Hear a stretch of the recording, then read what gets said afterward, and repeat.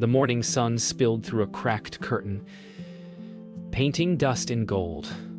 Ethan sat at his cluttered desk, fingers hovering over the keyboard, staring at an email that wasn't supposed to exist. His breath caught in his chest. He had never seen her face except through faded photographs. 20 years of silence, and now, her name, glowing faintly on the screen. Memories he never lived flickered in his mind. The smell of her perfume, the warmth of her voice, the way people spoke of her like she was still somewhere close. Outside, rain began to fall. A soft percussion against glass, as if the world itself held its breath with him. Every click of the mouse felt like a heartbeat. Somewhere in that inbox, a message waited. One that could shatter everything he thought he knew about life, death, and the space between. For hours, Ethan didn't move. The message sat open, untouched.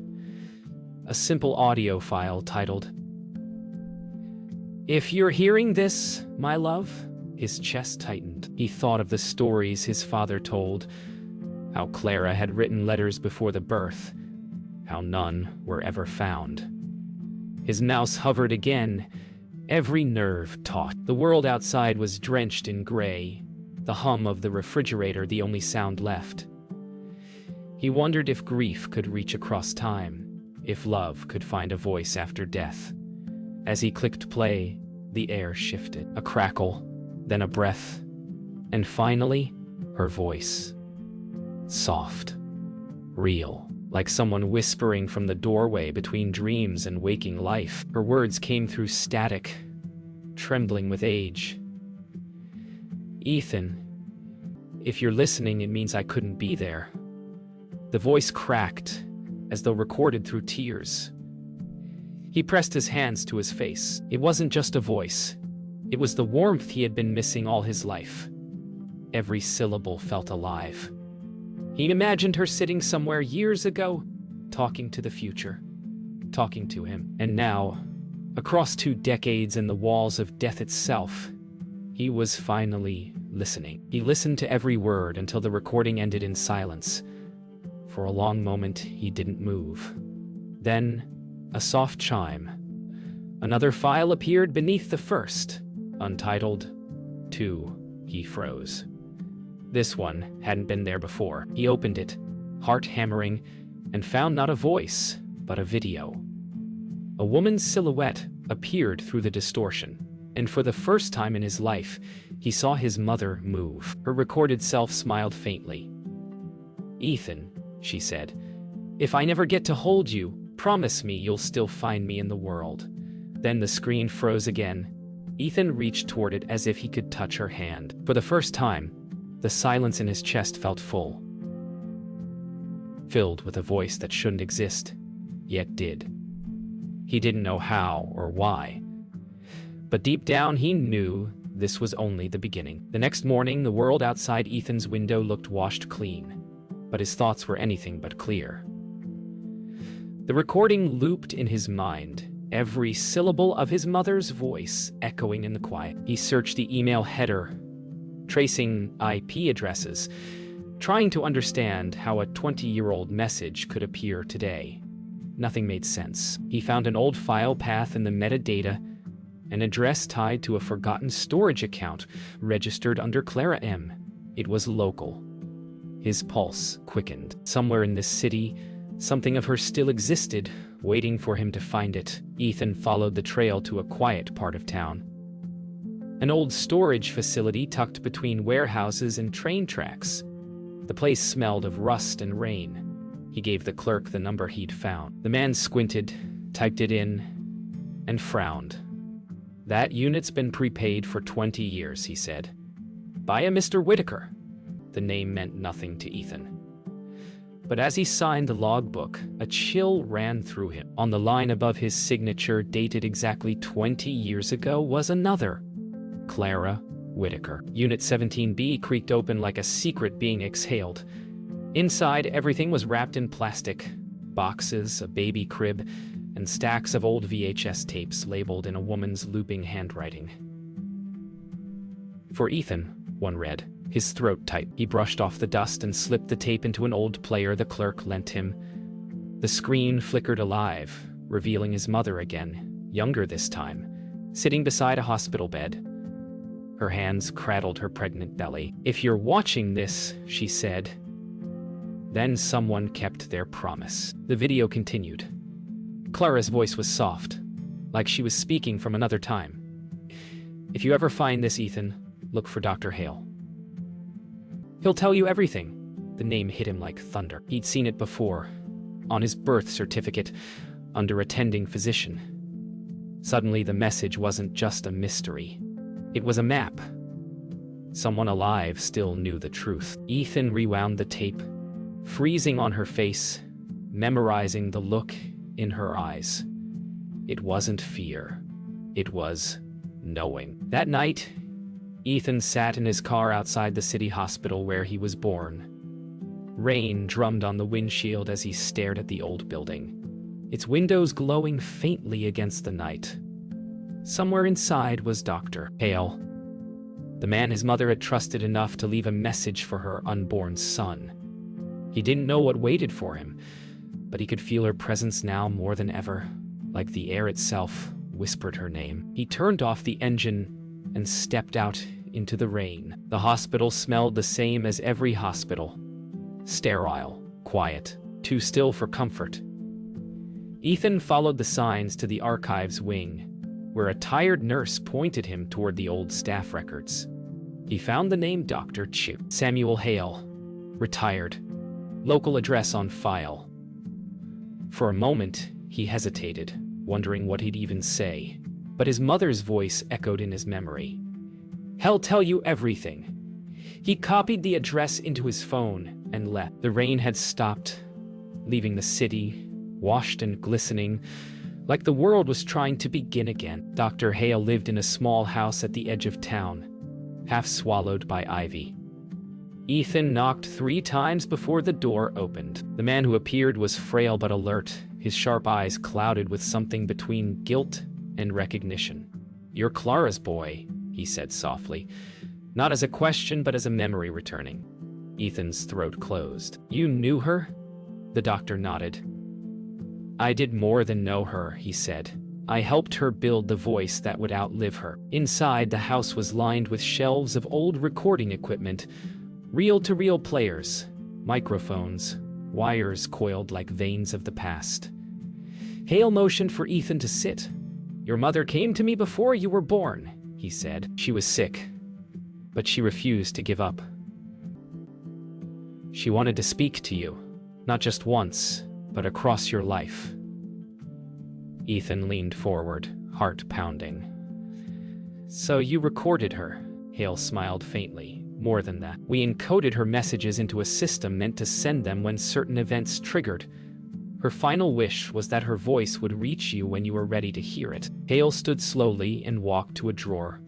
From it, he pulled an old cassette labeled Day 1. He placed it into a player, pressed play, and Clara's voice filled the room again, clearer this time, intimate and alive. "If you're with him," she said, "thank you for keeping your promise." The doctor's eyes filled with tears.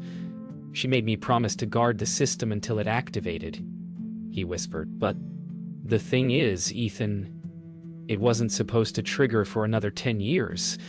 The air grew heavy. Something had set it off early." Ethan's hands tightened on the edge of the table. "Why now?" he asked. Hale hesitated, then pointed toward the corner where an old computer blinked with quiet life. "Because someone accessed her archive 2 nights ago." Ethan's stomach turned. "But I didn't..." "No," the doctor interrupted, voice trembling. "Someone else did." For the first time, Ethan realized he might not be the only one listening to his mother's voice. Somewhere unseen, another person was opening the same messages, and they weren't meant to. Ethan barely slept. He returned to Hale's house the next morning, but the front door hung open, the house empty. Papers littered the floor, technical drawings, magnetic disks, fragments of code labeled Neural Archive. "See, Whitaker." Ethan gathered them, his pulse rising. Among them, he found a handwritten note. "If the system reactivates, she's not alone." The words chilled him. He stared at the silent machines, the blinking green light on an ancient computer in the corner. Clara's project hadn't just recorded her voice. It had stored something living inside the data. Ethan powered up Hale's computer. The screen flickered with an interface older than he was. Lines of code scrolling fast, words and symbols from another era. A soft hum rose from the hard drive. Suddenly, a small notification appeared. "Message pending. Recipient E. Whitaker." He clicked it. The voice that played wasn't his mother's.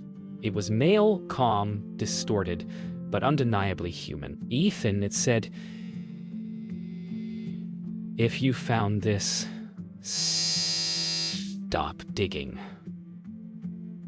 You're waking her up." The message ended abruptly. Ethan replayed it, but it was gone. Overwritten by a new file. This one was titled, "For My Son. Update 2. His hands trembled as he opened it. His mother appeared on screen again, but the light in her eyes was wrong. "Ethan," she said slowly, "you need to stop searching." Her tone shifted mid-sentence, flickering, the image stuttering. For a moment, another voice layered over hers, echoing his own name in perfect sync. A voice that wasn't hers and wasn't fully human. He scrolled through the system logs and found hundreds of timestamps. Each recording had been accessed multiple times, all from the same anonymous IP, each one within minutes of his own viewings. Whoever they were watching him in real time. The data trail led to an old network node tied to the hospital server from his birth year. He copied the coordinates, grabbed his jacket, and left. Somewhere, his mother's voice was being played again and again by someone who wasn't her son. Ethan reached the hospital basement just past midnight. The halls were silent, long since abandoned except for humming machines and flickering exit signs. He followed the old records corridor until he reached a locked door, labeled Archives, 2005. The metal keypad blinked faintly, as though still waiting for a password 2 decades overdue. He typed his mother's name. The lock clicked. Inside, among rows of dusty servers, one still ran, humming softly, its small screen pulsing with a single phrase. The next morning, Ethan replayed the first message again. This time, something was different. After her final words, a faint whisper. Not static. A voice, "I hear you." He froze. He turned up the volume. The words were faint but undeniable. He tried another file, then another. In each, her voice changed slightly, softer, as if aware of him. He emailed Hale in panic, but hours passed with no reply. When night came, he sat alone, listening to his dead mother whisper things she could not possibly know. Each time he whispered back, the silences between her sentences grew shorter, like a breath answering a breath. He couldn't sleep. The voice lingered in his head like an echo. He opened his laptop and saw a new file appear. For tonight. No sender, no timestamp. Heart racing, he pressed play. "Ethan," her voice said clearer than ever. "You're close to where I am." He turned toward the window. But outside was only the quiet city bathed in amber streetlight. He whispered, "Where are you?" The speakers crackled. "Where are you?" Then a response, faint but real. "Find where I last waited." He remembered the storage unit, the crib, the old hospital box. He drove through empty streets, the sound of the engine merging with the hum in his head. When he arrived, the night was heavy with mist. Inside the unit, everything looked the same. But on the small table beside the old television lay something new, a tape that hadn't been there before. His mother's handwriting, still soft and sure, read only, "Final message." He slid the tape into the old player. The screen filled with static, then with her face, clearer than any before. She looked directly into the camera. "Ethan," she said, "if you found this, then something has changed. I was supposed to reach you later when the system awakened on its own, but someone else triggered it early. You weren't meant to see me yet." Ethan's breath caught. Her eyes seemed to flick toward the camera, or past it, as if aware of something standing behind him. "If you hear me now," she whispered, "it means the one who betrayed us is close." The tape cut abruptly, replaced by static. Then, for a heartbeat, another face appeared. Not his mother's. A man's. Blurred, but alive. "You shouldn't be here, Ethan," the voice said. "This was never meant for you." The screen went black. Ethan stumbled backward, the air thick with dread. He reached for his phone, but it buzzed before he could dial. A message appeared. "Stop looking." He turned toward the doorway. Outside, the fog shifted, and through it, someone was standing. The fog pressed in around Ethan like a living thing. The figure didn't move, only stood still beneath the halo of the street lamp. Ethan's breath came in short bursts. "Who are you?" he shouted into the mist. No answer. Just the faint hiss of rain. He took a cautious step forward. The shadow shifted slightly, revealing a familiar outline. A cane. A coat. The voice that followed was weak, but unmistakable. "Ethan, go back inside." It was Dr. Hale, but his tone was wrong.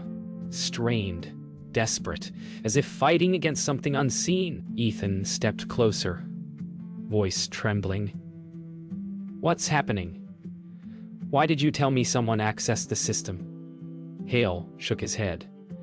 "Because I didn't send that message." The old man's eyes darted past Ethan toward the unit. "She's awake," he whispered. Ethan turned, but the unit was empty, except for the faint flicker of the television. "Your mother's message was only meant to reach you once," Hale continued. "But something responded." The air hummed faintly. The kind of vibration felt in the bones, not the ears. A sudden burst of static erupted from inside the unit.